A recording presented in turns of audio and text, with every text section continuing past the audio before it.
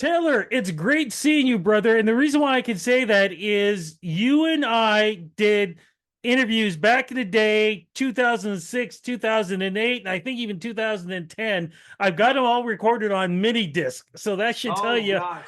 Now we're how, yeah, we're talking long ago, man, when I was doing radio and stuff. So when I saw that you were coming back over to the Niagara Falls area, I was like, oh man, I've got to get an interview with him. Brother, you let's look do it. great, man. Thanks so much. It's great to see you again. And it's funny, the mini disc is kind of like the 8 track, you know? And look, when I was on Idol, my dad was meant talking to me. He said, America learned how to text message on your season.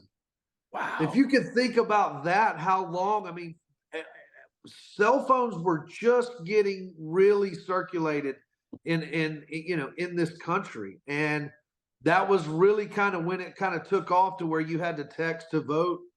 And that feels like light years ago.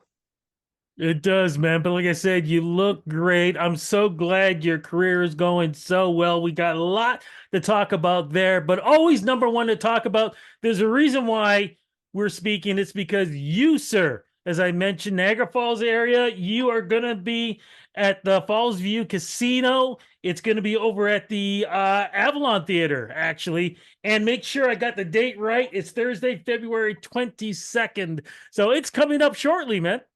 I'm so excited. It's been a while since I've been up in that area. I did a couple of things with Dan Aykroyd, I believe, not and some of his wine stuff. And that area, I did Buffalo. I was doing Greece, the Broadway show. I spent some time up there. Beautiful area, beautiful part of the countries, and I'm looking forward to it. I got a great show coming up there. Yeah, let's talk about the show itself, man. I understand it's called Night Moves, and there's a reason for that, man. Well, before I, release the record, I always like to kind of, do some touring and kind of flush out some new music, but I also like to take some artists that I've grown up, performing. Bob Seger was a home run for me. We've done a couple of kind of Bob Seger-ish kind of shows where I do some Bob Seger stuff, and then I'll do some stuff from my own records, and then obviously some songs from Idol, and we just have a blast with it. People love, look, I feel like I've been able to go through the school of Bob Seger pretty good and be able to come out on the other end all right. So yeah, the show's a blast. The band's great. It's a full band show, and it's got classic rock and roll and classic country and soul written all over it. Cannot wait for that, man. Sounds like it's going to be a blast. But, it's not just the music when it comes to you, it's your life story. I mean, people think your life started at, 2006, American Idol. That's not the case at all. Your life really does begin as a youngster. And brother, when we talk about people who have true roots to music and understanding what lyrics are like in performing songs and feeling it from your heart, you have been able to do that because of the way and the things that you experienced growing up, man. It was tough. Yeah, it wasn't easy. I bounced around a lot. Came from some divorce home. It wasn't easy, but we made the best of it. But I was able to really take some of those emotional times and be able to connect them with the musical outlet that I had. And I kind of always knew that I wanted to be an entertainer, and I didn't know how to get there, but I knew that I needed to be there. You got the guitars behind you. I'm surprised you don't have a harmonica somewhere there because there it is. Don't um, ever underestimate the power of the harmonica. what was the connection with that, man? What made you love it so much?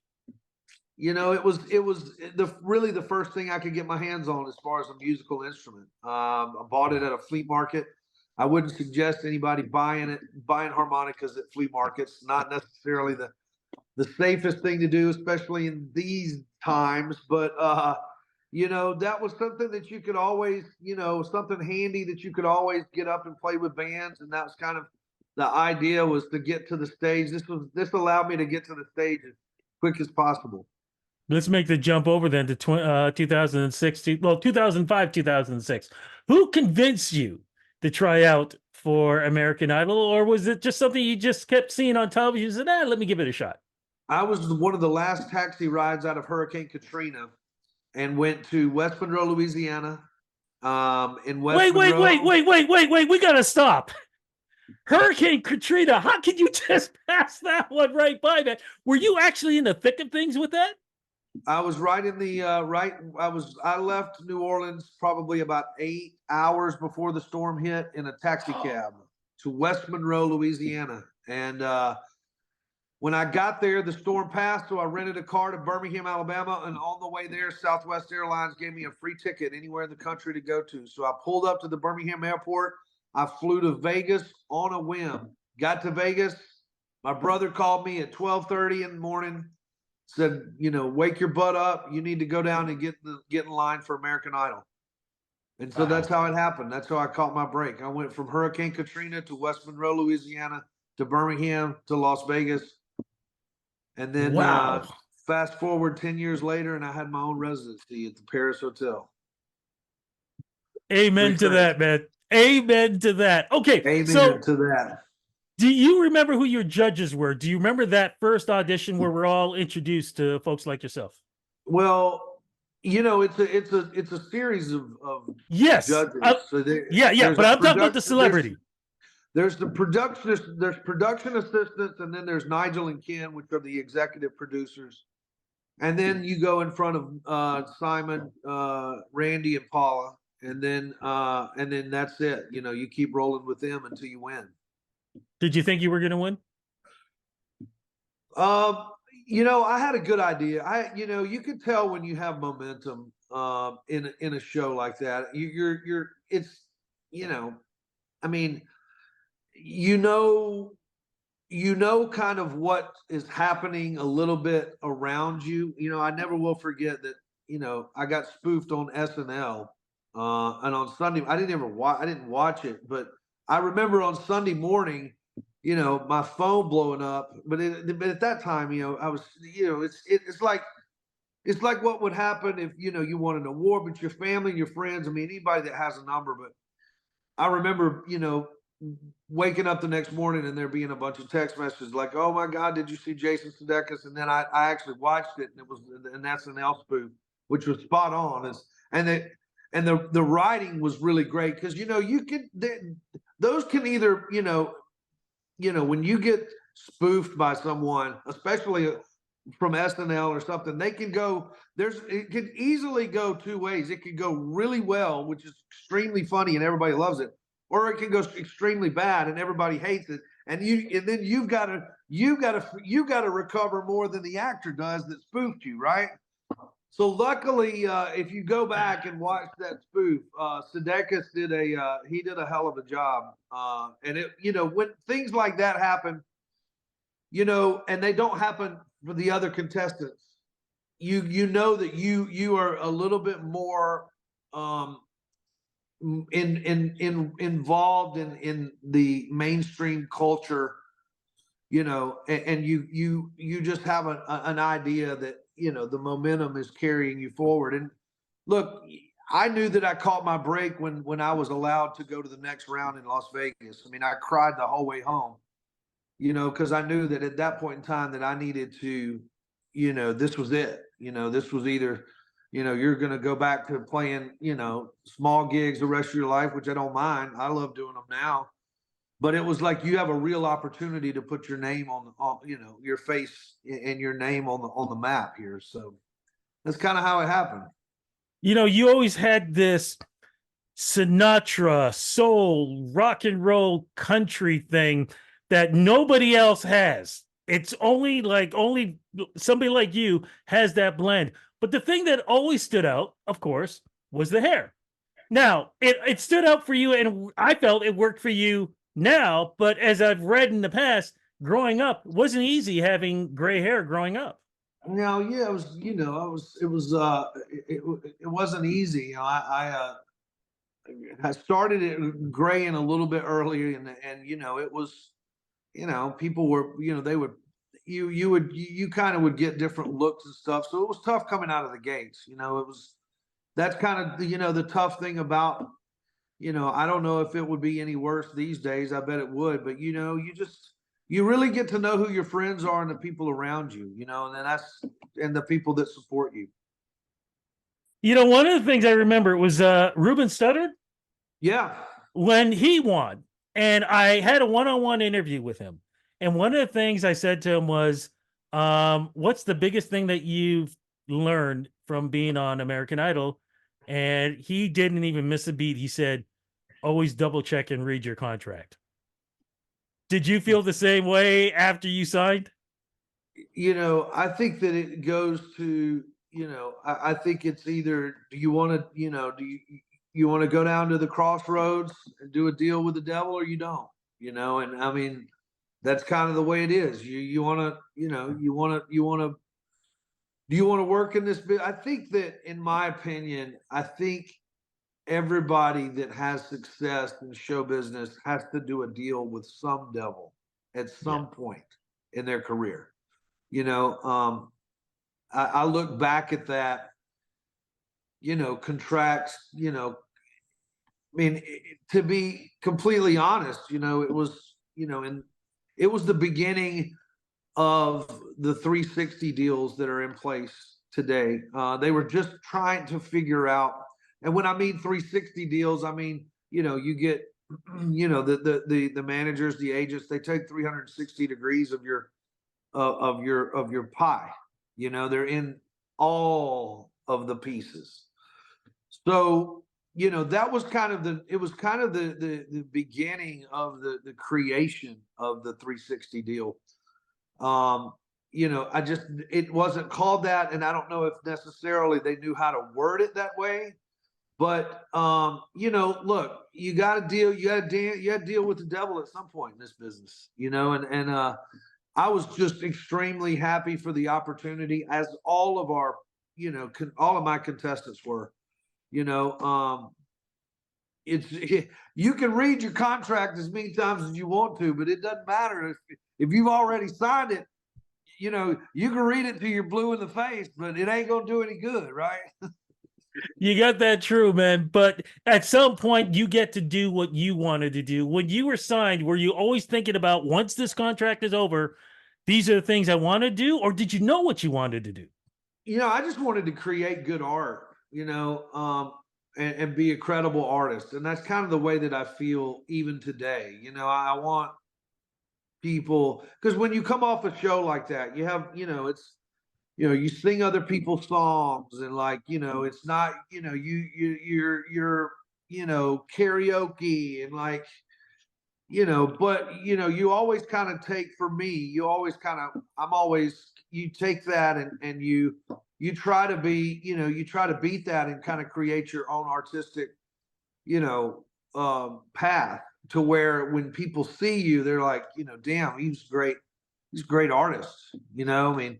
And that's kind of the arc of my career. I've done a lot of different things, but I've kind of been a journeyman. The best quarterbacks in the NFL, and the most respected ones, are the ones that have been to Kansas City, have been to Denver, have been to, I mean, they've gone through this whole crazy juggernaut.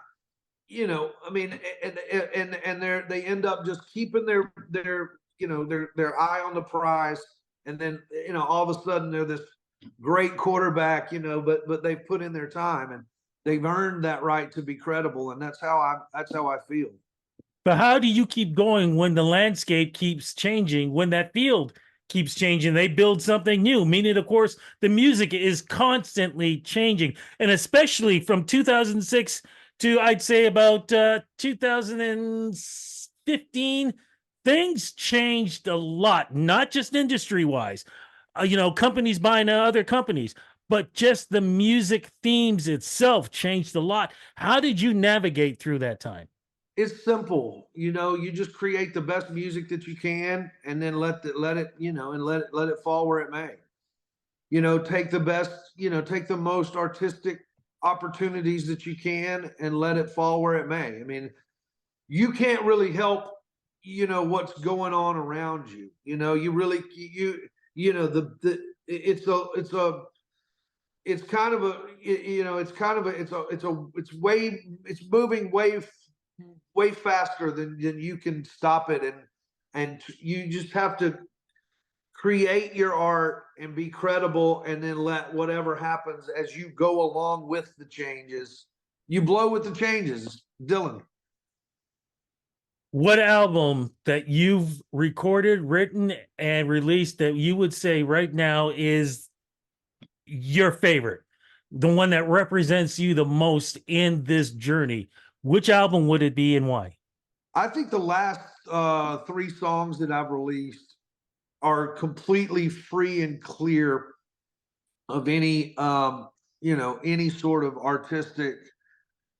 My last record was free and clear, but there was still some, there was a producer involved, which I love. But these last three songs that I've released, I've produced myself, I've written, and I'm really proud of. Teach Me What to are this? Dance, Teach Me to Dance, Port Swing, and Six Strings are all three songs that are really great and free of any sort of, in any sort of hampering of creativity or credibility. So that's where they sit. Was it true you did some Broadway also? Yep, was on Broadway. Was did New York. Was in the show Grease on Broadway for about 4 months, and then I went and took it on the road for 18 months, and then ended up doing a regional theater play, Shenandoah, which is the old Jimmy Stewart um, adaptation of a movie, but then they made it into a Broadway play that was Wow. really great. So I that was my first serious acting role, was Shenandoah, was the Jimmy Stewart part in Shenandoah's beautiful storyline. And so yeah, I mean I've branched out, I've what's funny is to be a little bit candid here, I never will forget, like like 2 weeks after I won, there was a big article in the New York Times, and it was an article or something that was talking about my win and stuff. And it was very kind of tongue in cheek. It had some very backhanded, but the last line of the New York Times article, when actually people would go and buy actual newspapers, and was it like it said, Taylor Hicks just might be the cockroach that outlasts them all. And I was like, you know what? You might be right, because it's 20 years. I'm still here. I'm not going anywhere. I'm not hanging it up yet, So I don't know if I'm at cockroach status just yet, but I'm getting there. Have you thought about writing a book on your life, man? Because you should. Well, yeah, I did write one when I was about 28, and that was right after Idol. It was called Heart Full of Soul. It was published by Random House. But it's funny. It's like, you know, people wanted to hear my story, where I came from. How did I do it? It was such a giant platform that I jumped off of. But you can't. It's hard to write an autobiography at 27 years old, man. You don't Right. even know what.